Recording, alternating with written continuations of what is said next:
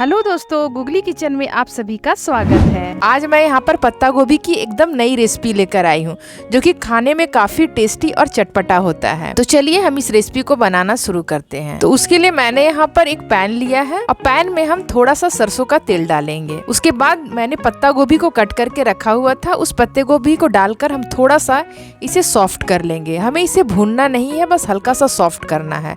तो उसके लिए हम थोड़ा सा नमक डाल देंगे ताकि जो पत्ता गोभी है वह जल्दी से सॉफ्ट हो जाए। तो आप यहाँ पर देख रहे हैं हमारा पत्ता गोभी सॉफ्ट हो चुका है। तो अब हम इसे एक बाउल में ट्रांसफर कर लेंगे और इसे हम साइड में रख देंगे। उसके बाद मैंने यहाँ पर एक कटोरी मटर का दाना लिया है, यह फ्रेश मटर का दाना है। तो अब हम इसे एक मिक्सर जार में डालेंगे और इसे दरदरा ग्राइंड कर लेंगे। हमें इसे एकदम महीन नहीं पीसना है। तो आप यहाँ पर देख रहे हैं मैंने इसे दरदरा ग्राइंड कर लिया है। तो अब हम पत्ते गोभी में मटर को भी मिला लेंगे। उसके बाद मैंने एक बड़े साइज का प्याज लिया है, जिसे बारीक काट लिया है, उसे भी हम इसमें डाल देंगे। उसके बाद मैंने यहाँ पे थोड़ा सा करी पत्ता लिया है, जिसे मैंने बारीक काट लिया है, उसे भी डाल देंगे। करी पत्ता की जगह आप धनिये का पत्ता भी डाल सकते हैं। उसके बाद मैंने यहाँ पर थोड़ा सा ग्रेटेड अदरक लिया है, उसे भी डाल देंगे।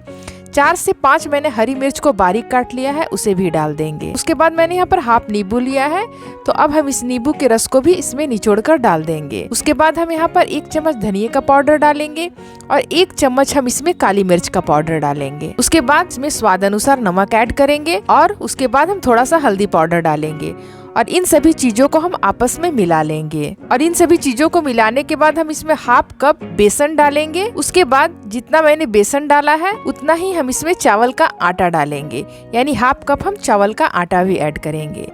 और इन दोनों चीजों को हम अच्छी तरह से पहले मिला लेंगे।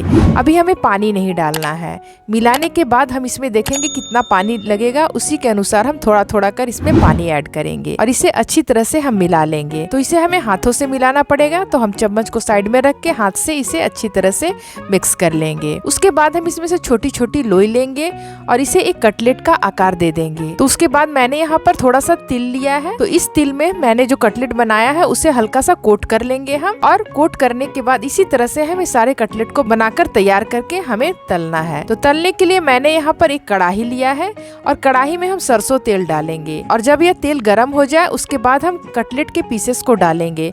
बस आपको ध्यान रखना है कि इसे जब भी आप तले तो सरसों के तेल में ही तले, क्योंकि सरसों के तेल में तलने के बाद इसका टेस्ट है वो और बढ़ जाता है। तो हमें इसे तब तक तलना है जब तक कि यह ब्राउन ना हो जाए।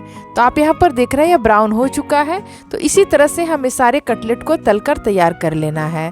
तो आप यहाँ पर देख रहे हैं मैंने सारे कटलेट को तैयार कर लिया है तलकर। यहाँ पर हमारी पत्ता गोभी की चटपटी सी कटलेट बनकर तैयार हो गई है। मैं यहाँ पर एक तोड़कर भी दिखला रही हूँ इसका टेक्सचर कैसा है।